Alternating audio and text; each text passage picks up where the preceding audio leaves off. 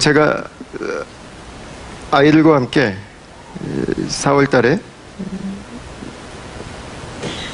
아이들이 텔레비전을 보고 있길래 아이들이 텔레비전을 보고 있는 곳으로 들어갔습니다. 근데 뭐 애들 뭐 이렇게 애니메이션이 막 나오더니 중간에 끝나고 갑자기 광고가 나오기 시작하더라고요. 네, 그 잡지 광고였습니다. 근데 그 잡지의 메인 스토리가 호주의 한 여자 분이셨어요. 근데 그 여자분이 메인으로 실린 그 잡지에 그 카피가 있었는데 그 여자분의 고백입니다. 내 인생의 최고의 두려움은 외로움입니다. 그래서 내 인생의 최고의 두려움은 외로움입니다. My greatest fear is loneliness. 이렇게 기록을 해놓고 있었습니다. 외로움을 좋아하는 사람은 별로 없죠. 그죠? 그러나 외로움을 물리칠 수도 없습니다. 저는 목회를 하면서 이규현 목사님께서 한번 지나가면서 하셨던 말씀인데 그 말씀을 항상 기억합니다. 목사는 외로움을 즐길 줄 아는 사람이어야 된다. 그 얘기를 한번 지나가면서 하셨는데 저는 그 이야기를 항상 생각합니다. 목사가 분주하거나 바쁘면 사실 목회는 포기하는 거죠. 이 말씀이 준비될 수가 없어요. 기도의 삶이 이루어질 수가 없어요. 목사는 외로워야 되는 자리예요. 외로워야 되는 자리. 외로워야 뭐가 나올 수 있어요. 외로워야 뭔가 이게 고이는 자리. 근데 여러분 목사만 그렇진 않잖아요. 여러분 가운데서 사업을 하시는 분이 계시다면 그것이 아무리 작은 사업이든 큰 사업이든 관계없습니다. 외로움의 시간이 필요합니다. 외롭죠. 여러분이 어느 정도의 리더의 자리에 있는 분이라면 외로울 때가 있습니다. 그 외로움의 시간을 피해버리거나 없애버릴 수는 없습니다. 외로움의 시간은 잘 다루어야 되는 것이지 그것들을 부인하거나 없앤다고 그래서 내 삶이 더 나은 방향으로 가는 것은 결코 아니죠. 외로움의 시간을 잘 다루지 못하면은요 바닥이 드러나요. 바닥이. 항상 바닥을 긁으면서 살아갈 수밖에 없는 거죠. 오히려 리더는 외로움의 자리를 찾아가는 사람이어야 됩니다. 그 외로움의 시간에 깊이 잠길 수 있어야 돼요. 그래서 내가 지금 가려고 하는 곳, 내가 함께 있어야 되는, 내가 보아야 되는 그 자리에 깊이 잠겨서 거기에서부터 주님의 뜻을 분별하고 내 삶을 정리하고 내 내면이 채워지고 내 삶이 씻겨져가는 그 과정들이 필요하죠. 그러나 외로움을 잘못 따르면 우리의 삶에는 아픔이 남을 때가 있습니다. 마음이 상하고 감정이 상하고 우리의 관계가 다치게 되죠. 그래서 하나님께서 이 외로움에 대한 보상으로 우리에게 주신 것이 함께 살아가는 것이었습니다. 함께 살아간다고 하는 것은 우리의 삶에 하나님께서 주신 복의 완성입니다. 완성. 클라이막스, 절정. 우리는 다 행복하기를 원하죠. 우리는 외롭게 홀로 있고 싶지 않습니다. 우리는 잘 살고 싶습니다. 근데 그 행복의 중심에는 관계가 있어요. 관계를 통해서 우리에게 주어지는 것은 안정감과 중요감이라고 하는 것입니다. 관계 안에 있을 때 우리는 내가 안정되구나, 내가 안전하구나 라고 하는 것을 비로소 느껴요. 그리고 관계를 통해서 내가 얼마나 중요한 사람인지를 느껴요. 우리는 어릴 때부터 이걸 경험했어요. 나의 부모님을 통해서, 나의 형제와 자매를 통해서, 나의 친족들을 통해서, 나의 친구들을 통해서. 그리고 이제 장성에서는 결혼을 하고 가정을 이루면서 우리 부부가 서로에게 줄 수 있는 선물은 바로 이거죠. 안정감. 괜찮아, 내가 있잖아. 중요감. 당신이 내 옆에 있어줘서 얼마나 고마울지 몰라. 당신은 나에게 너무 중요한 사람이야. 어제 민규 형제가 결혼 마치고 리셉션에 스피치를 하는데 그 얘기 하더라고요. 내가 손에 물 묻히게 했다고, 물 안 묻히게 했다고 하는 거짓말은 못하겠지만 내가 이 세상 누구보다 사랑하고 내 몸보다 더 중요하게 내가 아내를 생각하겠다고. 그랬더니 저희 테이블에 있던 자매가 그러더라고요. 저거 녹음해놔야 되는데.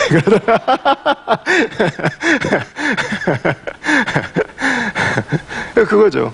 여러분, 그걸 위해서, 이 안정감과 중요감을 위해서 우리에게 필요한 게 뭐죠? 소속감이라고 하는 것입니다. 그래서 결혼을 하죠. 좋은 가정.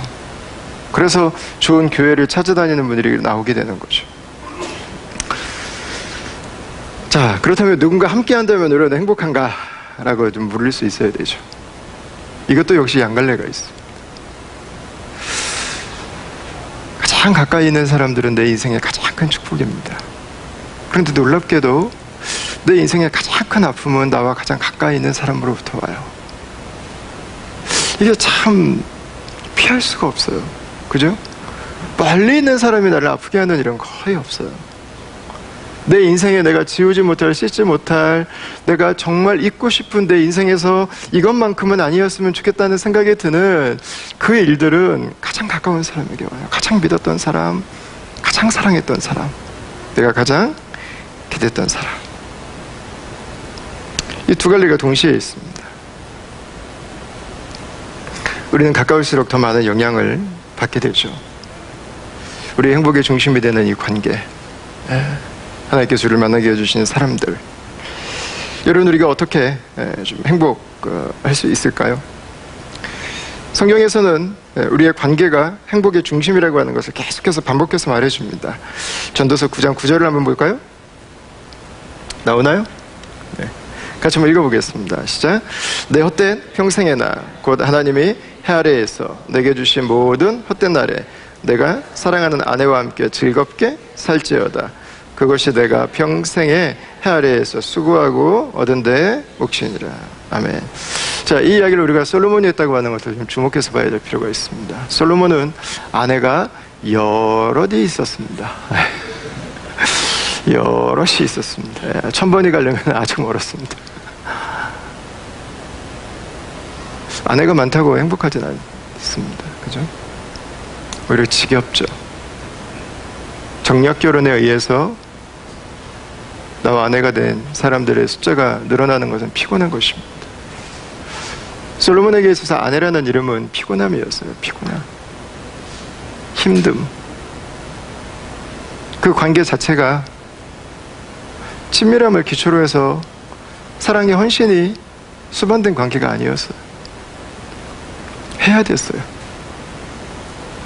여러분, 이 전도서 9장 9절에서 솔로몬은 아내를 단수로 정확하게 표현을 해요. 많은 아내가 아니에요. 단 한 사람의 아내면 족한 거예요. 그 아내와 즐겁게 살라는 거예요. 그 아내와. 반대도 마찬가지죠. 수가성의 여인을 보면 남편이 5, 6 있다고, 나를 사랑해주는 남자가 5, 6 있다고 여자의 인생이 결코 행복하지 않습니다. 하나님의 계획이 가장 완전합니다. 하나면 되죠. 하나. 그 관계를 즐기는 것입니다. 미국에서 경영학을 창시했다고 우리가 보통 말하는 피터 드러커가 경영자들의 덕목을 말하면서 첫 번째 덕목을 다른 사람들과 함께 하는 것을 즐길 줄 아는 것이라고 이야기를 했습니다. 제가 이걸 한 20년 전쯤에 읽었는데 출처를 제가 찾아보려고 어제 제 서재에 있는 피터 드러커 제가 열심히 뒤졌는데 못 찾았어요. 근데 피터 드러커가 한 말은 정확합니다. 경영자의 최고의 덕목은 나와 다른 사람들이 함께 일하는 것을 즐길 줄 아는 능력이다. 그래서 즐길 줄 아는 거. 직장에서, 일터에서 친구들과 즐금이 있는가라는 것입니다. 항상 경직되고 두렵고 피하고 싶고 아픈 시간이 될 수도 있죠. 웨스트민스터 소유리 문답에 보면은요, 제1부의 첫 번째 질문, 첫 번째 페이지를 펴면은 나오는 첫 번째 질문이 있습니다. 사람의 제일 되는 목적이 무엇입니까? 라는 것입니다. 답하고 그 뒤에 문장이 나옵니다. 사람의 제일 되는 목적은, 같이 한번 읽어볼까요? 하나님을 영화롭게 하고 하나님을 영원토록 즐거워하는 것입니다. 하나님을 영화롭게 하고 하나님을 영원토록 즐거워하는 것이다. 그럼 믿음 안에 살아간다고 하는 것은 그 관계를 즐길 줄 아는 거예요. 믿음 안에 살아간다고 하는 것은 하나님과의 관계를 즐거워하고 다른 사람들과 함께 있는 것을 즐거워하고 나의 가족을 즐거워하는 것입니다. 하나님께서 우리에게 주시길 원하셨던 이 삶의 선물은, 최고의 선물은 바로 그것이었습니다. 이 관계를 통해서 누리는 행복이죠. 사랑하는 다음 가족 여러분, 저와 여러분들의 삶에 이 관계를 통해서 하나님께서 우리에게 주시길 원하셨던 그 행복의 즐거움들이 날마다 있어지게 되길 축원합니다. 하나님께서 우리에게 가장 기대하시는 것입니다. 자, 그럼 이제 한번 우리가 질문을 해볼 필요가 있을 것 같습니다. 어떻게 이렇게 행복할 수 있을까, 날마다? 라는 것입니다. 어떻게 우리가 이 행복을 잘 누릴 수 있을까 하는 것입니다. 이 말은 바꿔서 말하면 어떻게 하면 우리가 관계를 잘 누릴 수 있을까와 연결되는 질문입니다.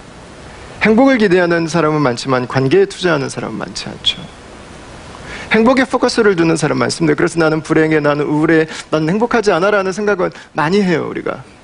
그러나 그 행복을 위해서 하나님과의 관계에, 나와 가장 가까이 있는 사람들에게, 내가 가장 많은 시간을 보내는 사람들과의 그 관계에 투자하는 사람들은 많지 않은 것입니다. 오늘부터 우리는 빌립보서 말씀을 좀 같이 나누고 싶어요. 몇 주가 될지는 모르겠어요, 저도. 네, 빌립보서를 주의 중심으로, 물론 주의를 해가면서 나누겠지만 관계 중심으로 좀 나눠보고 싶어요. 예. 바울이 빌립보서를 기록했습니다. 이 빌립보서는 별명이 있는데 기쁨의 서신입니다. 근데 이 빌립보서를 기록할 때 바울은 전혀 기쁜 상황이 아니었어요. 행복한 상황도 아니었어요. 그리고 바울이 편지를 썼던 이 빌립보 교회 성도들의 상황도 그렇게 행복하거나 아름답지 않았습니다. 바울이 바라볼 때 이 빌립보 교회는 그렇게 예뻐 보일 수가 없는 교회였습니다. 그런데 바울은 이 교회를 보면서 최고의 기쁨이, 최고의 행복이 무엇인지를 우리에게 보여주고 있습니다. 드러내주고 있습니다. 그래서 바울의 경험을 통해서 기록한 이 하나님의 말씀을 통해서 저와 여러분들이 예수님 안에 있는 행복의 여정으로 함께 좀 발걸음을 내디뎠으면 좋겠습니다. 오늘 첫 번째로 나눌 제목은 감사로 시작하는 것입니다. 감사로 시작하는 것. 어떻게 우리가 행복으로 나아갈 수 있는가? 감사로 시작하는 것입니다. 1장 3절 말씀을 우리 같이 한번 읽어볼까요? 빌립보서 1장 3절입니다. 시작. 내가 너희를 생각할 때마다 나의 하나님께 감사하며. 아멘. 자, 바울은 이렇게 이 서신을 시작합니다. 내가 너희를 생각할 때마다 나의 하나님께 감사하며. 바울은 빌립보 교회 성도들을 생각할 때마다 감사한다고 이야기를 했습니다. 여러분 어떠세요? 누군가를 생각할 때마다 감사가 나오십니까? 어떤 분은 그러시죠? 그죠? 생각할 때마다 감사가 떠오르는 분들이 계시죠? 예. 근데 모든 분들에게 감사가 떠오르십니까? 항상? 그렇지는 않습니다. 감사하기 어려운 분들도 있습니다. 바울이 이 빌립보서를 쓴 가장 직접적인 이유 중에 하나는 빌립보 교회 리더들의 분열이었어요. 리더십들이 나뉘어서 다투기 시작했어요. 싸우기 시작했어요. 사실 그게 바울이 빌립보서를 기록한 가장 직접적인 이유 중에 하나였습니다. 여러분, 바울의 마음을 지금 끓고 있어요. 아파서. 그 교회가 나눠지기 그 직전으로 가는 그 어려움들을 보면서 바울의 마음은 지금 고통 가운데 있거든요. 근데 그 가운데서도 바울은 첫 번째 문장을 시작하면서 그는 감사를 시작하고 있습니다. 여기서 우리가 감사에 대해서 배울 수 있는 한 가지는, 감사는 상황에서 시작하는 게 아니라 감사는 하나님을 향한 나의 태도에서부터 시작하는 거라는 것을 알 수 있습니다. 감사는 그 사람이 누구인가에서 나오는 게 아니라 내 마음의 자세가 어떤가에서부터 나오는 것입니다. 여러분, 더더군다나 생각할 때마다 감사한다. 거짓말이 아니라면 때마다 감사한다. 이 표현은요, 바울은 감사하기로 작정한 거예요. 마음을 먹은 거예요. 감사한 것을 보기로 한 거예요. 감사한 것을 남기기로 한 거예요. 감사한 것을 붙잡기로 한 거예요. 열받는 거 많죠. 짜증나는 거 많죠. 하고 싶은 말 많죠. 열내고 싶은 거 많죠. 근데 바울은 그 많은 것들 가운데서 내가 무엇을 남길 것인가, 내가 무엇을 찾을 것인가, 내가 무엇을 볼 것인가 라고 말할 때 그는 감사를 보기로 한 거예요. 감사를 남기기로 한 것입니다. 좋은 모습을 기억에 남기기로 하고 감사를 남기기로 한 것이죠. 이런 바울의 이 모습은요, 우리가 누군가와 지속적으로 함께 지내야 한다면 아주 중요한 관점입니다. 우리가 누군가와 헤어져야 한다면 아주 중요한 관점입니다. 특별히 이민 사회는 헤어짐이 참 많잖아요. 헤어짐이. 그 누군가의 헤어짐의 마지막 모습을 어떻게 남겨놔야 될까? 여러분, 감사로 남겨놓는 거. 내 관계가 잘하기를 원한다면 여러분, 이것은 너무 중요합니다. 나에게 이 사람이 너무 중요한 사람이라면 여러분, 더욱 그렇습니다. 내가 사랑한다면 더 그렇습니다. 내가 관계 안에서 행복하기를 원한다면 여러분, 이 바울의 모습이 우리에게 필요한 것입니다. 여러분, 우리가 상황을 따라서 하는 감사와 하나님께 하는 감사의 가장 큰 차이가 무엇일까요? 가만히 생각을 해보니까는요, 이 바울의 모습이 가르쳐 준 건데, 하나님께 하는 감사는요, 처음부터 감사가 나오는 것 같아요. 처음부터 감사해요. 상황은 아닌데 그래도 감사하고 나와요. 근데 상황을 따라 하는 감사는 감사가 항상 마지막에 나와요. 결과예요. 왜요? 조건이 있기 때문에 감사가 나오거든요. A가 돼야 B에서 감사가 나와요. 항상 조건이에요. 항상 조건. 이게 돼야, 이게 있어야, 이게 채워져야 하나님이 이걸 들어주시면 그때 감사할 준비를 하고 있어요. 근데 여러분, 하나님 앞에서 하는 감사는 조건절이 없어요. 왜 그럴까요? 하나님이 계시다면 아무리 약한 상황도 감사가 될 수 있어요. 하나님이 계시다면 아무리 어려운 사람도 감사할 것으로 이어질 수 있습니다. 그래서 하나님 안에서는요, 하나님 앞에서는요, 감사하지 못할 게 없어요. 하나님 앞에서는 모든 게 감사해요. 그래서 하나님이 다루시면 다 감사할 수 있는 것들로 변화되어져 가지고. 그래서 하나님께 감사로부터 시작해요. 감사로부터 시작해. 여러분, 당연히 내 삶에 불평이 일어날 수 있는 상황들이 있습니다. 사람들이 있습니다. 우리가 그렇게 하지 않을 수 없는 타이밍일 때도 당연히 있습니다. 그러나 하나님께서 그곳에 함께하고 계심을 우리가 신뢰함으로 시작한다면 감사는 바로 그 출발점에서도 함께 있는 것이죠. 바울이 편지를 쓴 이 빌립보 교회는 사도행전 16장에 어떻게 이 교회가 개척됐는지가 나오죠. 이 사도행전 16장을 보면은요, 바울은 귀신 들린 여종을 고쳐줍니다. 그것 때문에 귀신 들린 사람 자유케 해줬는데 억울하게 매를 맞아요. 얼마나 억울해요. 감옥에 갇혀요. 그리고 거기서 모욕과 고문을 당하고 그곳에 계속 갇혀 있었습니다. 그때 하나님의 그 주권적인 섭리로 지진이 나서 결국은 나오게 되고 빌립보를 떠나게 되죠. 그곳에서 만났던 자주장사 루디아와 그 바울이 갇혀 있었던 감옥의 간수가 이 빌립보 교회의 첫 번째 개척 멤버가 됩니다. 그래서 개척한 교회였습니다. 바울에게 빌립보는 고통의 장소였습니다. 억울함의 장소였습니다. 상처가 몸에 남아있는 고통의 장소였어요. 별로 보고 싶지 않은 곳이에요. 내가 거기 쳐다보고 싶지 않다. 이 마음이 인간적으로는 얼마든지 들 수 있어요. 여러분, 그렇게 해서 개척된 교회가 서로 편을 나눠서 싸운다고 생각을 하면 여러분, 이게 막 이게 얼마나 올라가고 싶겠어요. 또 어떻게 당신들이 이게 얼마나 올라가고 싶겠어요. 그런데 바울은 그 가운데서도 감사를 찾습니다. 1장 5절을 한번 볼까요? 1장 5절. 같이 한번 읽겠습니다. 시작. 너희가 첫날부터 이제까지 복음을 위한 일에 참여하고 있기 때문이라. 아멘.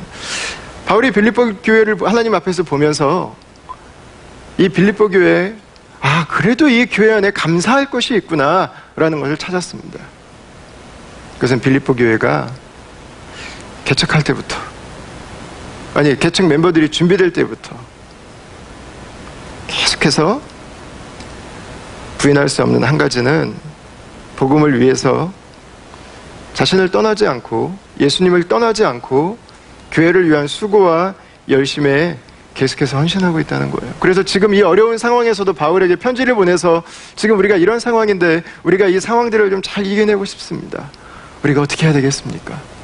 조언을 듣기 원하고 그 상황들을 유익으로 바꾸기를 원하고 거기에서부터 더 성장으로 나아가는 그 과정 가운데 있기를 원했다는 것입니다. 그래서 바울은 다른 건 몰라도 내 감정만 생각하면 감사하기 어려웠어요. 현실만 생각하면, 내 기대만 생각하면 여전히 아픔만 남고 골치 아픈 것들만 기억에 남을 수 있었을 텐데 바울은 감사하고 있습니다. 왜냐하면 하나님 안에서 생각하니까 그랬어요. 여러분, 저는 오늘 말씀에서요, 우리가 감사를 할 때 하나님 앞에서 하는 게 저는 너무 중요하지 않나 싶어요. 하나님 앞에서 감사하는 거. 우리는 보통 환경이나 사람들에게 치이거나 어려움을 당하면, 실망하면 원망을 하나님께 돌릴 때가 있습니다. 하나님 왜 나에게 이런 상황을 주십니까? 하나님 왜 나에게 이런 사람을, 하나님 왜 나에게 이런 때를 지나게 하십니까? 그 모든 책임을 다 하나님께 미루고 싶은 마음이 우리 안에 일어날 때가 있습니다. 아담이 하와에게 책임을 미루고 그녀를 만드신 하나님에게 당신이 만들어주신 저 여자 때문에 내 인생이, 내 팔자가 이렇게 됐다고 하는 그 책임을 다 하나님께 미루는 것처럼 하나님을 악하게 만들어버리는 거죠. 여러분, 그런데 하나님을 악하게 만들어버리면 그 다음부터는 한 가지가 개런티 된다고 믿어요. 모든 것에 대해서 불평해도 돼요.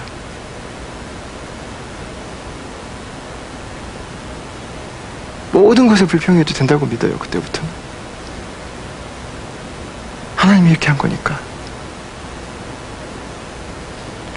감사하지 않아도 되는 기초석이 되어버려요. 여러분, 하나님을 악한 분으로 만들면은요, 그 다음부터는 선이 보이지 않습니다. 감사가 보이지 않습니다.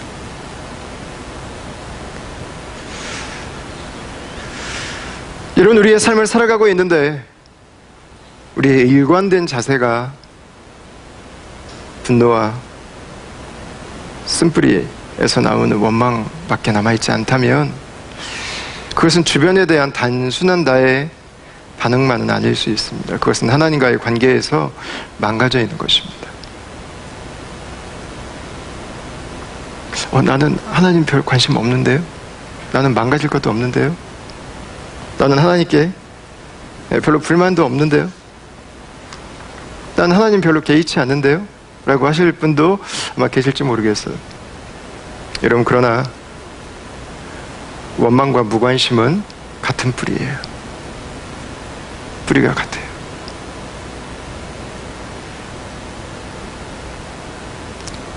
거절과 없음은 같은 것입니다. 같은 결과를 만들어내요. 여러분, 먼저 달라져야 되는 것은 이 사람들만은 아닙니다. 먼저 달라져야 되는 것은 환경들만은 아닙니다.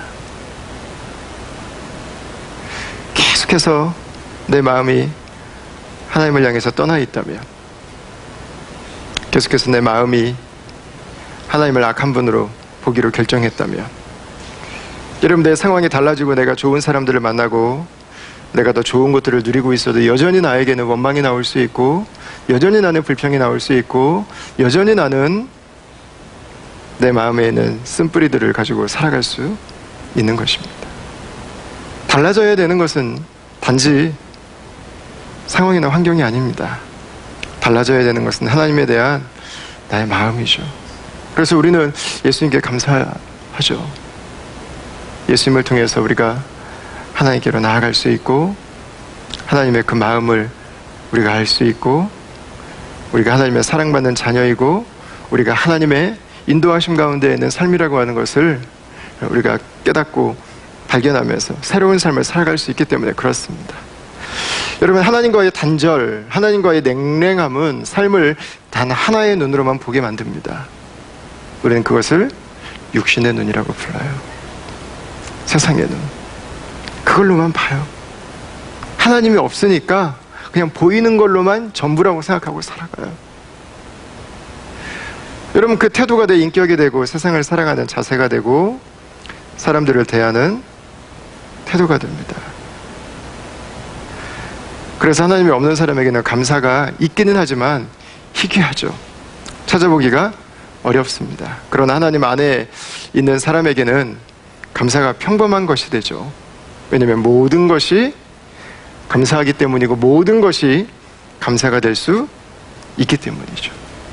그래서 로마서 8장에서 사도 바울은 모든 것이 합력해서 선을 이룬다는 표현을 고백을 하고 있습니다. 거기서 말하는 모든 것은 좋은 것만을 포함하지 않습니다. 우리 삶에서 피하고 싶은 것들, 나를 불행하게 만든다고 여겨지는 것들, 내 삶을 파괴한다고 생각되는 것들, 그 모든 것들을 말하는 거예요. 그 모든 것들이 하나님의 손에 다루어지게 되면 그것은 하나님의 손으로 우리의 삶을 인도하는 통로가 된다는 것입니다. 제가 이번에 보내면서 읽은 책 중에요, 저에게 가장 큰 울림을 준 책이 한 권이 있어요. 윤석원 형제가 쓴 책인데 책 제목이 꼼짝할 수 없는 내게 오셔서입니다. 책 제목에서 아시겠지만 이 윤석원 형제는 미 재미 교포예요. 23살 때 찬양 주일날 찬양팀 연습을 하기 위해서 교회를 가다가 교통사고가 났습니다. 그래서 목 아래로 전신 마비가 왔습니다. 얼굴만 움직일 수 있습니다. 그리고 27년째 지금 식물 인간으로 의식만 있는 채로 27년째 지금 병상에 누워 있습니다. 다른 사람의 도움이 없으면 한순간도 살 수 없습니다. 여러분, 저는 그 형제의 기록을 읽었어요. 형제가 입에다가 펜을 물고요, 자판을 입으로 이렇게 쳐가면서 했던 그 27년의 기록을 묶은 것입니다. 저는 그 형제가 뭐 한 게 없어요. 그죠? 뭐 그렇게 뭐 연봉이 100만 불 뭐 버는 뭐 잘 나가는 뭐 그래서 하나님께 영광을 올려드렸다는 간증이 있는 분도 아니고 뭐 갑자기 뭐 아픈데 뭐 천국 갔다 왔고 뭐 갑자기 죽었던 신경이 뭐 기도 한 방 받았더니 뭐 살아났던 뭐 이런 고백도 전혀 없어요. 여러분, 사람을 기능이나 효율성으로 판단하는 오늘날 시대 이 형제의 삶을 보면은요, 너무 손실이 큰 거예요. 모든 사람들이 다 이 형제 한 사람에게 매달려 있어요. 아웃풋이 나오질 않아요. 근데 저는 이 형제의 책을 읽으면서 이 형제가 무엇을 했기 때문이 아니라 이 형제가 그곳에 존재하고 있기 때문에 감사하다는 생각을 했어요. 그냥 사라져 있는 게 고맙더라고요. 그냥 그 자리에 있는 게 감사하더라고요. 그 자리에 있는 게. 그래서 이 형제를 보면서 배웠어요. 아, 감사의 시작이 여기구나. 그냥 있어주는 게 감사한 거구나. 있어주는 거.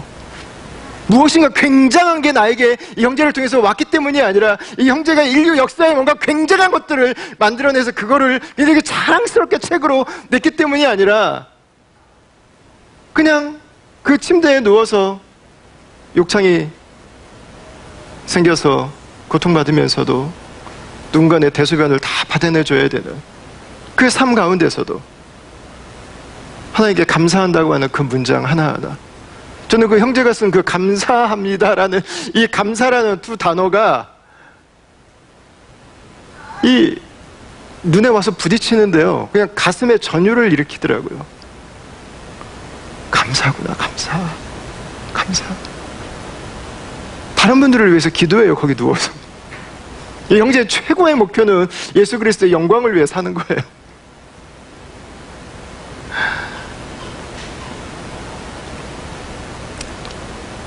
이 형제를 보면서 그 친구가 쓴 시가 하나 있어요. 이 책에 그 시가 있는데 세상의 이젠이라는 시입니다. 유소병지 혹시 있어요? 네. 한번 저 보시죠.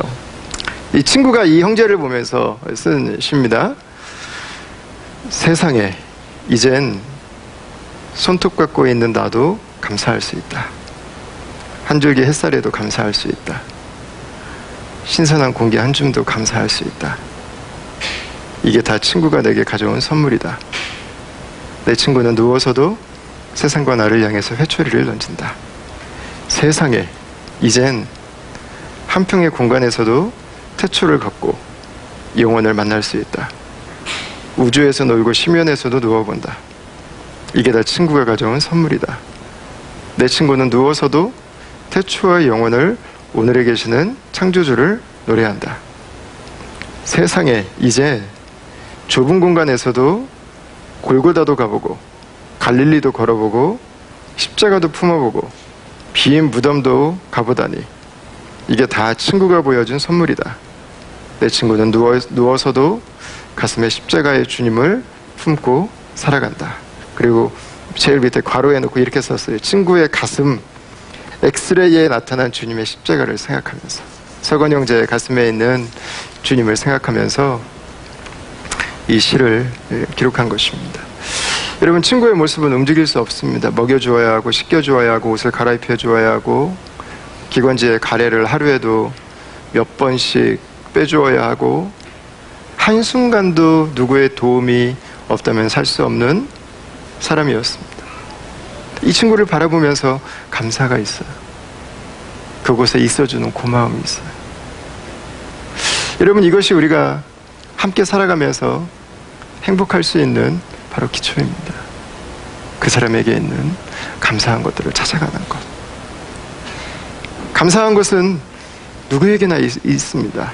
왜냐하면 하나님께서 우리를 지으셨기 때문에 그렇습니다. 여러분, 그리고 하나님께서 우리를 바라보시면서 감사하는 분이세요. 고맙다. 나의 자녀가 되어주어서. 고맙다. 그 힘든 현실에도 그 자리를 잘 견뎌주어서. 하나님은 우리에게 감사하시는 분이시죠. 감사하시는 분. 여러분, 감사는 그리스도인들의 트레이드 마크 같은 것입니다. 하나님이 우리의 아버지이시기 때문에 그분의 자녀들은 감사하죠. 무에서 유를 만드신 분이 우리 아버지이시기 때문에 그리스도인들은 없어도 감사하죠. 죽음에서 새 생명을 주시는 분이시기 때문에 그리스도인들은 죽음 앞에서도 감사하죠. 우리에게 부활의 영원한 몸을 주시는 분이시기 때문에 그리스도인들은 우리의 육신의 연약함과 질병 가운데서도 감사하죠. 깊은 골짜기에서도 나를 지키시기 때문에 그리스도인들은 삶의 절망 가운데서도 감사하죠. 여러분, 하나님이 계시지 않으면 보이는 것만 남습니다.